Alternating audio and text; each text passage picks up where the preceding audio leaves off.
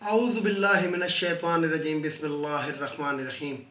Viewers السلام علیکم۔ Viewers میں ہوں آپ کا میزبان سید احمد سمیع اور آپ دیکھ رہے ہیں سید احمد سمیع یوٹیوب چینل راولپنڈی اسلام آباد سے۔ ویورز سب سے پہلے تو پاکستانی قوم کو بہت بہت مبارک ہو، انکلوڈنگ می، مجھے بھی، کہ کل ہم افغانستان سے کرکٹ کا T20 ورلڈ کپ کا اپنے پول کا میچ ہم نے جیت لیا۔ گو کہ کچھ ایک عادت سی ہو گئی ہے کہ ہمارے کھلاڑی یا کرکٹ بہرحال پہلے ہمارا بلڈ پریشر پورا اوپر لے جاتے ہیں اور جب انتہائی پیک پہ پہنچ جاتا ہے تو پھر وہ نیچے بھی آ جاتا ہے جب یہ اپنی پرفارمنس دکھانا شروع کر دیتے ہیں۔ لیکن اس سے قطع نظر پاکستان کی جیت ہے اور پاکستان جیتا ہے اور کھیل کے جیتا ہے، کوئی کسی سسٹم یعنی وہ ڈاکلوس سسٹم جو ہے اس کے تحت نہیں جیتا، بلکہ گراؤنڈ میں ہم نے میچ جیتا۔ تو مجھے ایک بات یاد آ رہی ہے، جب معین خان پاکستانی ٹیم کے کپتان تھے تو یہ ورلڈ کپ ہو رہا تھا، جو ورلڈ کپ ہے جو 50 اووروں والا، تو اس کے اندر کومنٹیٹر نے ایک لفظ کہا تھا کہ پاکستان کی ٹیم لیٹ اسٹارٹنگ ٹیم کا لفظ ایک یوز کیا تھا انہوں نے، کیونکہ اس وقت ایک رواج بن گیا تھا کہ آخری جو 10 سے 12 اوور ہوتے تھے اس میں پاکستان 12 اور 15 کی ایوریج سے رنز بناتا تھا۔ تو بات یہ ہے کہ پاکستان جیت گیا، سب سے خوشی کی بات یہ ہے۔ اور پاکستان نے اپنے پول کے 3 میچ کھیلے، پہلا دشمنوں سے جیتا، دوسرا منافقوں سے جیتا اور تیسرا احسان فراموشوں سے جیتا۔ میں اپنی ہر ویڈیو میں کہتا ہوں ان افغانیوں کو ہمارے ملک سے اب چلا جانا چاہیے۔ اس کی وجہ یہ ہے کہ یہ احسان فراموش لوگ ہیں۔ آپ یہ دیکھیں کہ انڈین ٹیم کے کھلاڑی، باقاعدہ ویڈیو وائرل ہو چکی ہے اور باقاعدہ اطلاعات بھی ہیں اور سب کچھ ہے، ثبوت ہیں کہ انڈین ٹیم کے کھلاڑی افغان ٹیم کو میچ کے دن تک ٹرینڈ کرتے رہے کہ آپ نے اس طرح کر کے پاکستان کو گھیرنا ہے۔ آخر میں تو افغان کپتان نے وہ جھنڈا دکھایا اس لیے کہ اس کو پتہ لگ گیا تھا کہ جھنڈیاں تو اب نظر آئیں گی، تو اس لیے یہ دوغلی پالیسی جس کو کہتے ہیں۔ تو آپ انڈیا کے میچ کو دیکھیں تو یہ افغان کراؤڈ جس طرح ان کو سپورٹ کرتا ہے نا، تو اس سے آپ کو اندازہ ہو جائے گا۔ پھر یہ بولتے ہی انڈیا کی بولیاں ہیں۔ یاد ہوگا آپ کو کہ یہ جب ایشیا کپ ہو رہا تھا تو اس کے اندر جسے کہتے ہیں کہ کس طریقے سے انہوں نے پاکستان کو یعنی کہ وہ بنایا ہوا تھا، ٹارگٹ بنایا ہوا تھا۔ اور جب پاکستان کے خلاف میچ کھیلتے ہیں تو یہ ایسے کھیلتے ہیں کہ جیسے پاکستان انڈیا کے خلاف کھیلتا ہے، یعنی کہ یہ ہمیں پاکستان کو اپنا دشمن ملک سمجھتے ہیں۔ یعنی کہ پھر وہی والی بات کروں گا کہ احسان فراموش، لیکن اس سے قطع نظر پاکستان نے میچ بھی جیتا، کھیل کے بھی جیتا، اور پاکستان کی ٹیم اس ٹائم بھرپور طریقے سے پرفارمنس ادا کر رہی ہے۔ اور گو کہ میں ذاتی طور پہ فخر زمان کی بیٹنگ کو لائک نہیں کر رہا، کیونکہ کل جس شاٹ پہ وہ آؤٹ ہوئے، پہلے تو نیوزی لینڈ کے خلاف وہ جس طرح آؤٹ ہوئے اور کل بھی جس طریقے سے وہ کس شاٹ پہ آؤٹ ہوئے، تو اتنا بڑا بیٹس مین اس کو اس قسم کی شاٹ کھیلنا میری سمجھ سے باہر ہے۔ میں خود کرکٹ کھیلتا رہا ہوں اور مجھے اچھے لیول پہ کھیلتا رہا ہوں، مجھے پتہ ہے گا کہ کرکٹ کو کیسے کھیلا جاتا ہے۔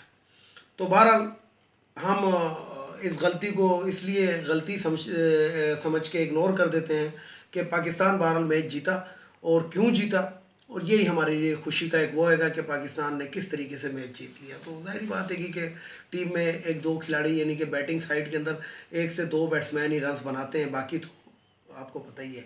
اسی طریقے سے فیلڈنگ کے اندر بھی 1 آدھ بالر ہی ہوتا ہے جو اگلی ٹیم کو تہس نہس کرتا ہے، باقی تو روٹین پوری ہوتی ہے۔ اب آتے ہیں ذرا سیاست کی جانب پاکستان کے۔ آپ کو جیسے کہ معلوم ہے کہ کل عدم تحریک لبیک، ان کا ابھی تک وہ مارچ جو ہے وہ جاری ہے، اور اس کے اندر پولیس والوں کو تشدد کا نشانہ، عوام کو تکلیفیں پہنچانا، اور جسے کہتے ہیں کہ مختلف طریقوں سے شہروں کو جام کرنے کی کوشش، یہ ابھی تک جاری ہے۔ حکومت نے سیفٹی پریکاشن کے تحت جو رکاوٹیں لگائی ہیں ان کو جسے کہتے ہیں کہ یہ لوگ تو اب دیکھیں کہ کیا ہوتا ہے، کیونکہ رینجر کو طلب کر لیا اور رینجر کو وسیع اختیارات بھی دے دیے گئے ہیں، ایون کہ شوٹ کا آرڈر بھی دے دیا گیا ہے۔ تو لیکن میری سمجھ میں یہ بات نہیں آتی کہ یہ لوگ جو اپنے آپ کو عاشق رسول کہتے ہیں، یہ کہاں کے عاشق رسول ہیں؟ یہ وہی لوگ ہیں کہ جو اللہ کو مانتے ہیں اللہ کی نہیں مانتے، اور اسی طرح رسول صلی اللہ علیہ وسلم کو مانتے ہیں رسول صلی اللہ علیہ وآلہ وسلم کی نہیں مانتے۔ میں بار بار اپنی ویڈیو کے اندر یہ بات کرتا ہوں کہ یہ جو ڈنڈا بردار ہیں، ان ڈنڈے بردار، اگر آپ کا پرامن مارچ تھا تو مزہ اس وقت آتا کہ آپ کے اس کراؤڈ کے اندر کوئی ڈنڈا نہ ہوتا، کوئی اس قسم کی چیز نہ ہوتی۔ جہاں تک حکومت کا تعلق ہے اور حکومت نے کہا کہ ان کو انڈین فنڈنگ مل رہی ہے، تو یہ کوئی نئی بات نہیں ہے۔ میں نے ایک بات بتائی تھی آپ کو کہ یہ صرف پاکستان کے اندر ہی یہ ہر ایک کی 1.5 انچ کی مسجد ہے۔ دنیا کے اندر آپ چلے جائیں تو دنیا کے اندر جب یہ سارے مطلب ہمارے پاکستانی جاتے ہیں، یعنی کہ آپ ایک چھوٹا سا ملک ہے نیوزی لینڈ، اس کو ہی دیکھ لیں جدھر وہ مسجد میں حملہ ہوا تھا، تو ادھر کوئی بریلوی، کوئی دیوبندی، کوئی وہابی، کوئی سنی نہیں ہے، وہ سارے ایک ہی مسجد میں جا کے نماز پڑھتے ہیں۔ لیکن پاکستان میں آ کے یہ اپنے گرد جو ہے ایسی دیواریں کھڑی کرتے ہیں اور یہ نفرت کی سیاست کرتے ہیں۔ نام انہوں نے ایسا رکھا ہے اپنی تحریک کا تاکہ اس کو کوئی برا نہ کہہ سکے، ادروائز کرتوت جو یہ کر رہے ہیں، جو کام یہ کر رہے ہیں، وہ آپ لوگوں کے سامنے ہے۔ اس سے زیادہ میں کیا بولوں کہ لوگوں کو سمجھ ہی نہیں ہے۔ آج یہ جو دھرنا ہے اس کے اندر ایک مقرر صاحب نے خطاب کرتے ہوئے کہا کہ اسرائیل کے بارے میں باتیں کی۔ بھائی آپ کس چکر کے اندر آ رہے ہو؟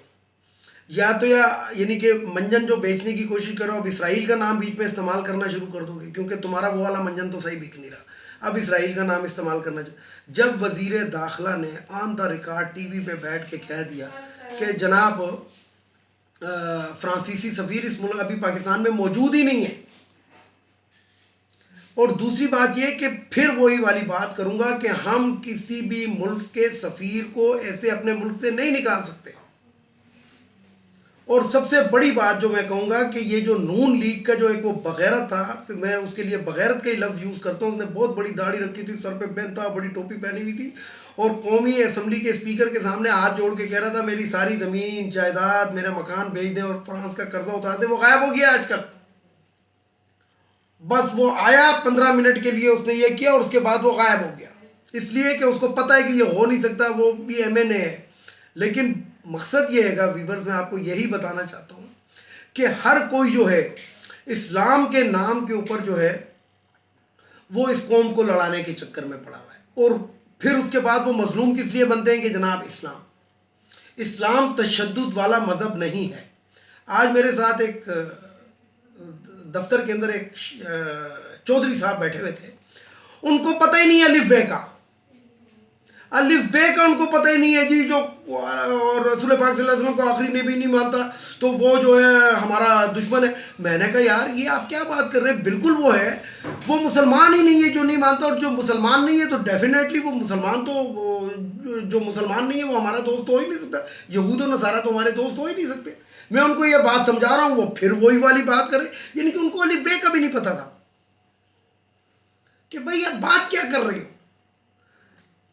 فرانس کے لوگوں نے جو کیا، دیکھیں میں پھر یہاں پہ ایک بات آپ کو بتاؤں کہ اللہ تعالیٰ نے اپنے دین کی حفاظت کا ذمہ خود اٹھایا ہوا ہے، اس سے آگے میں کیا بات کروں۔ لیکن پھر وہی والی بات ہے کہ بے وقوف کو سمجھانے سے بہتر ہے اس کو سلام کرے اور سائڈ پہ ہو جائے۔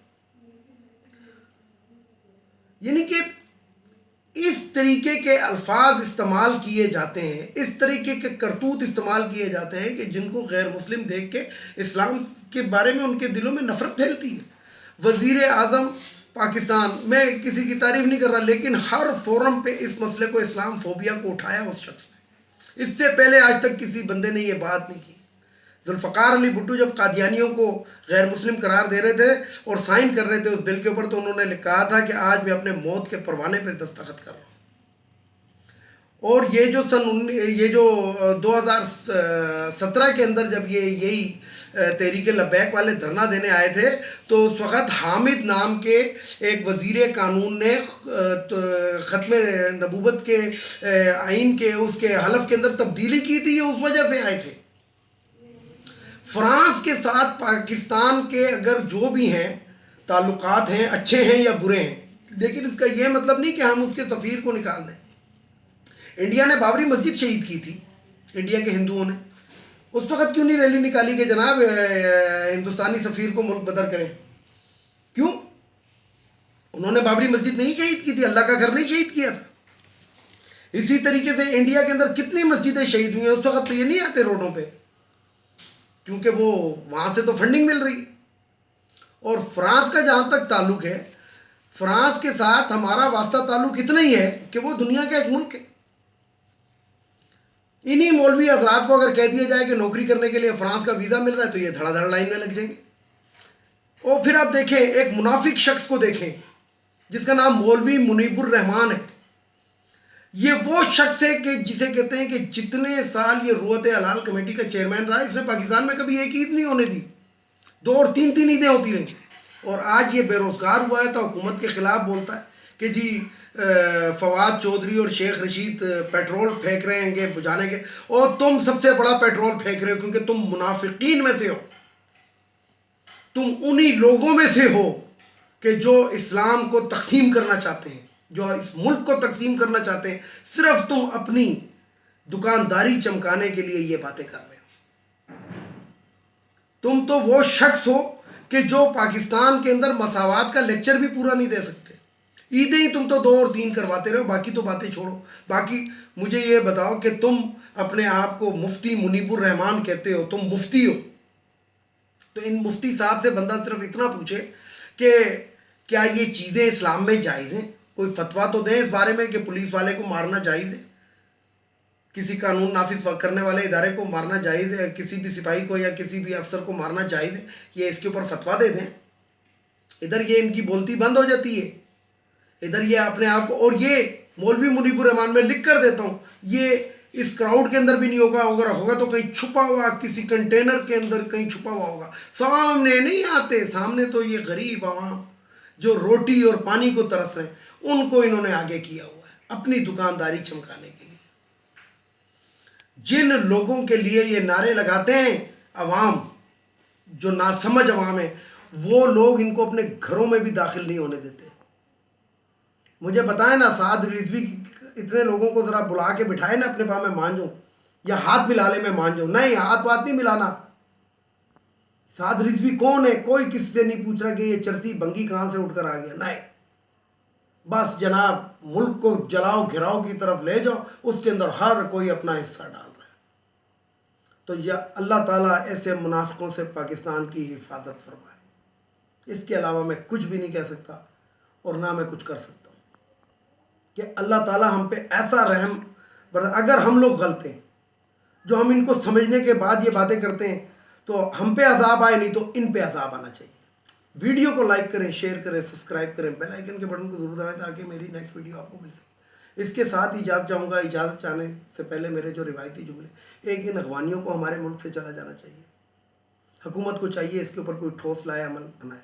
دوسرا ہے خواتین کی مخصوص نشستیں قومی اسمبلی، صوبائی اسمبلی، سینٹ یہ ختم ہونی چاہیے۔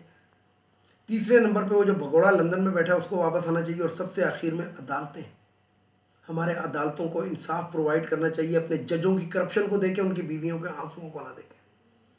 اور پھر میں وہی والی آج بات کروں گا، میرا وہی جملہ کہ وہ عدالتیں کیا انصاف پرووائڈ کریں گی جدھر 50 روپے والا اسٹامپ پیپر اسی جج کے نیچے 250 روپے کا لگتا ہے۔ اس کے ساتھ ہی اجازت چاہوں گا تمام دیکھنے والے سننے والوں کو، خدا حافظ۔ اور آخر میں وہی نعرہ، پاکستان زندہ باد۔